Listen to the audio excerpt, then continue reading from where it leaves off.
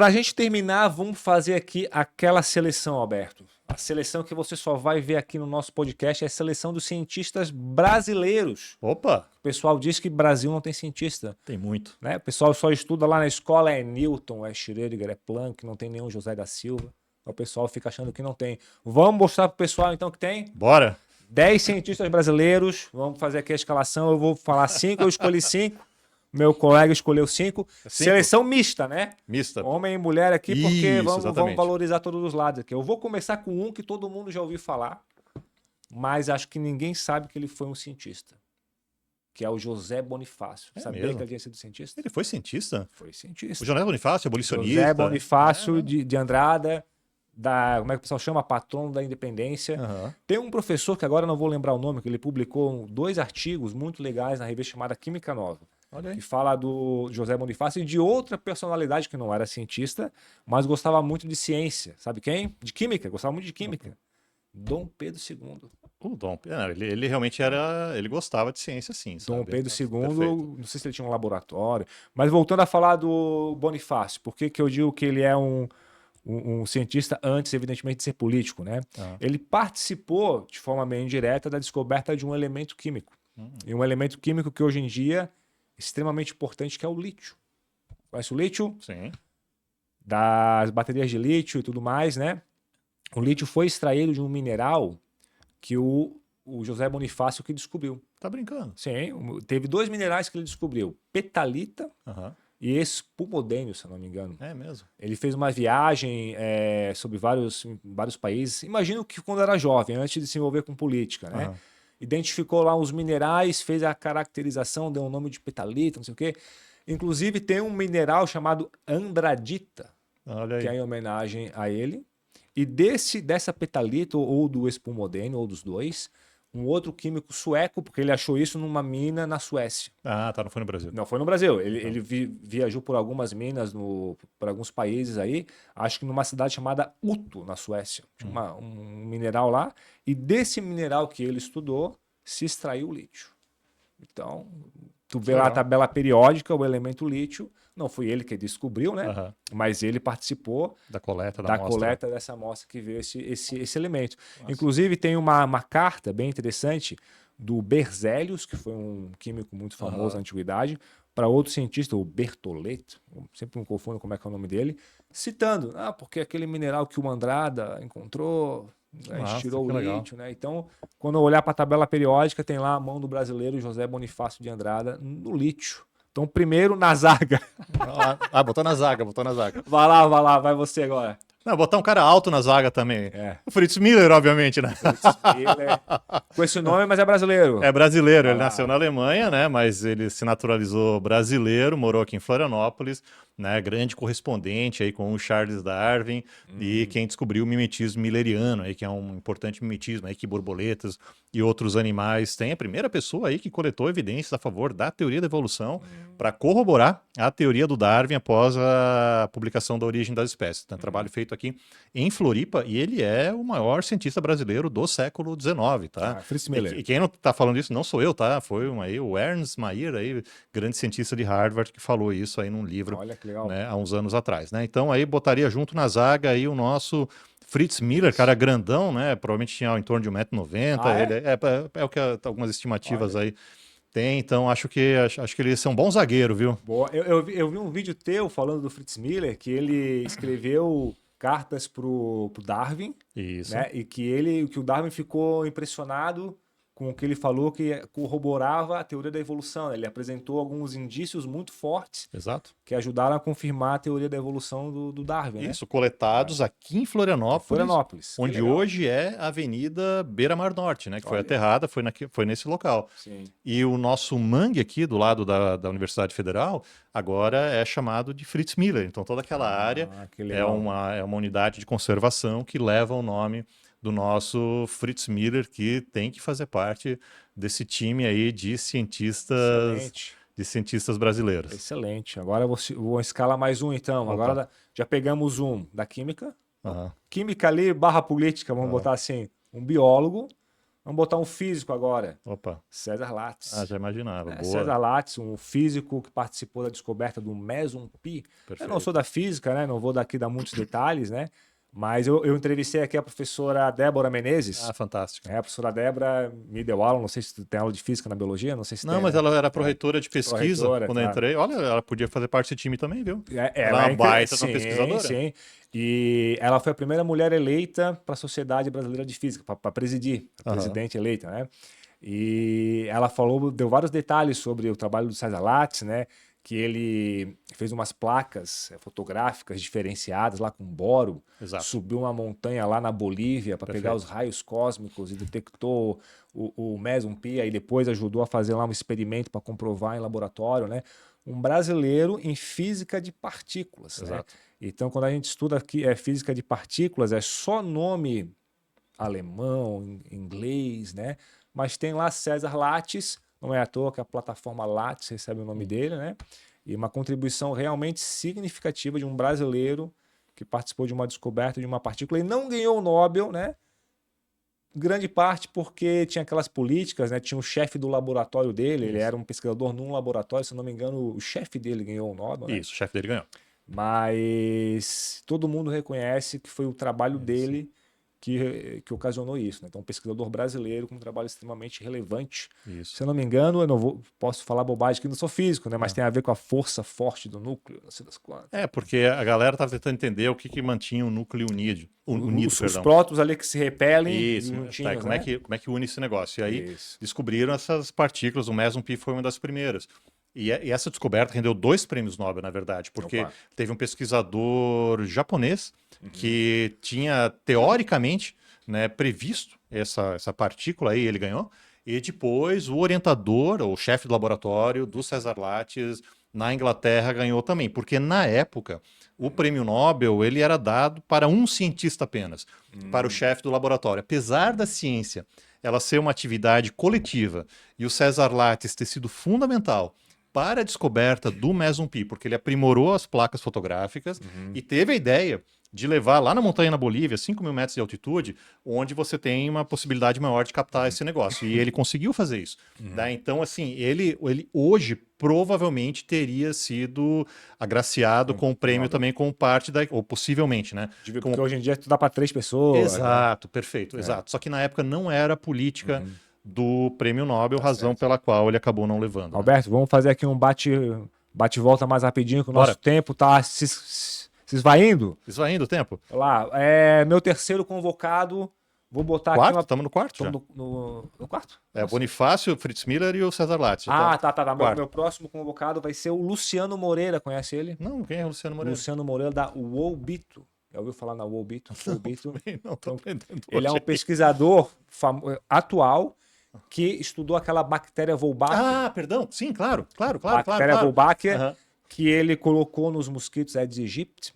E ao fazer isso, ele solta na natureza, ou a ideia é essa, né? E aí você vai propagando a bactéria Wolbachia nos mosquitos, eles param de transmitir zika, dengue, chikungunya e outras doenças, né? Inclusive, ele não é de universidade, né? Mas ele montou uma empresa em Curitiba que está desenvolvendo isso e, olha...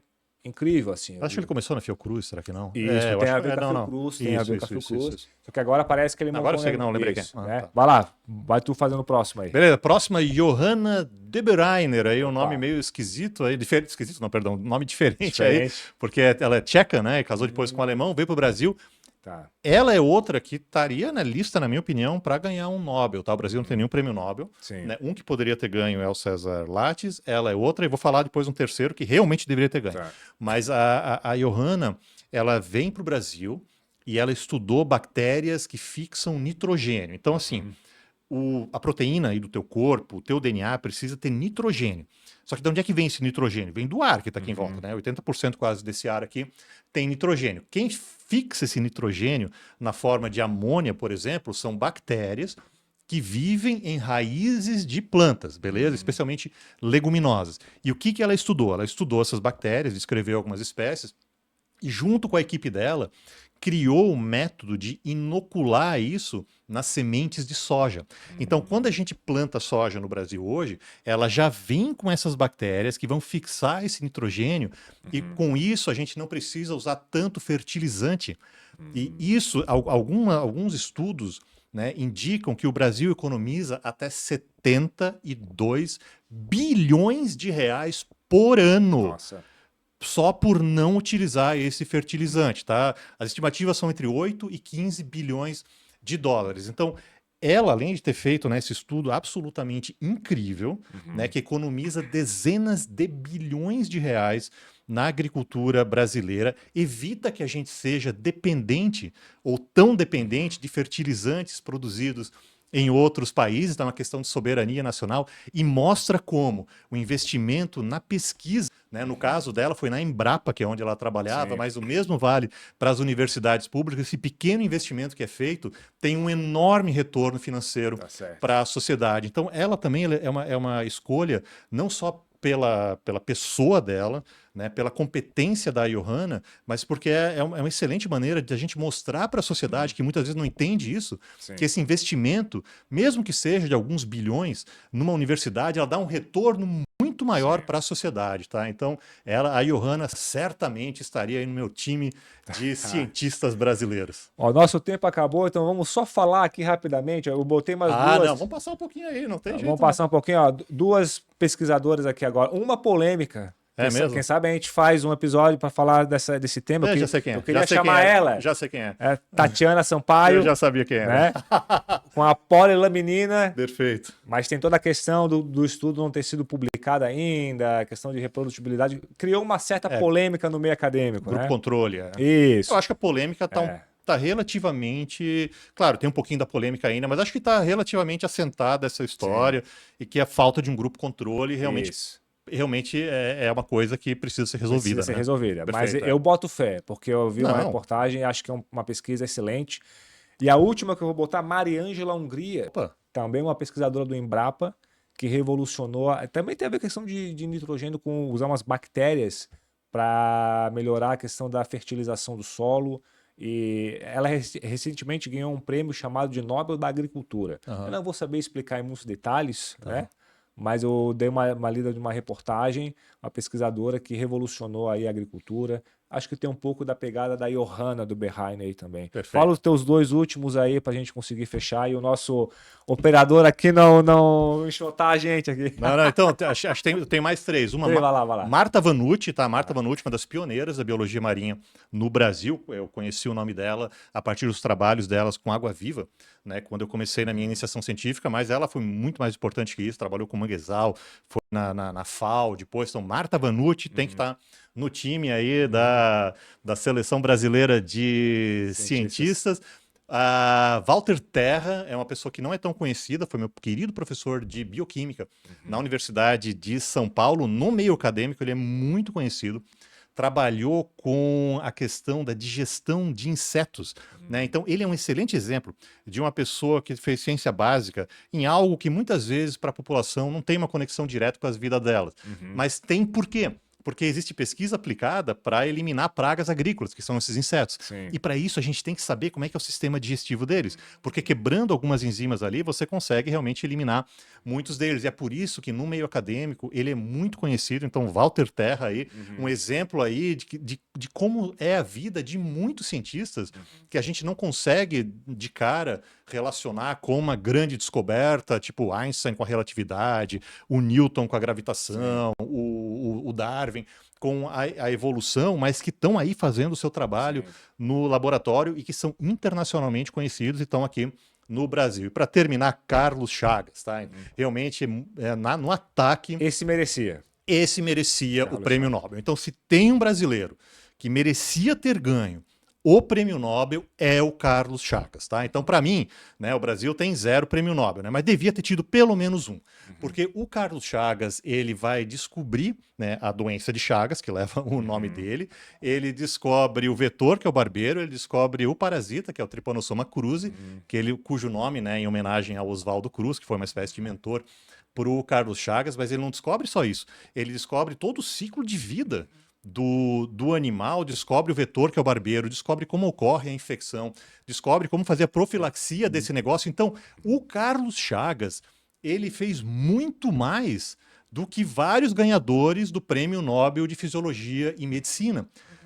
E no ano que ele poderia ter ganho, que se eu não me engano foi 1921, ninguém ganhou. Porque quando você não tem, a academia não é obrigada a indicar alguém. Então, assim, o Carlos Chagas é o brasileiro que realmente deveria ter ganho o Prêmio Nobel. Isso é uma espécie de um consenso no mundo científico. E uma das hipóteses dele não ter ganho é que o Brasil não tinha ainda universidades consolidadas naquela época e a academia ficou meio ressabiada, vamos botar dessa maneira, né, sobre realmente a pesquisa que ele fez, que se mostrou completamente correta, tá? Então aí no ataque, nosso Carlos querido Chagas. Carlos Chagas, uma pessoa assim que precisa ser melhor conhecida aqui no Brasil. Que fez barba, cabelo e bigode na doença de Chagas. Viu Isso o vetor, viu tudo. E é uma doença que até hoje infecta e mata milhares de pessoas, tá? É uma das doenças parasitárias que mais mata em regiões tropicais, incluindo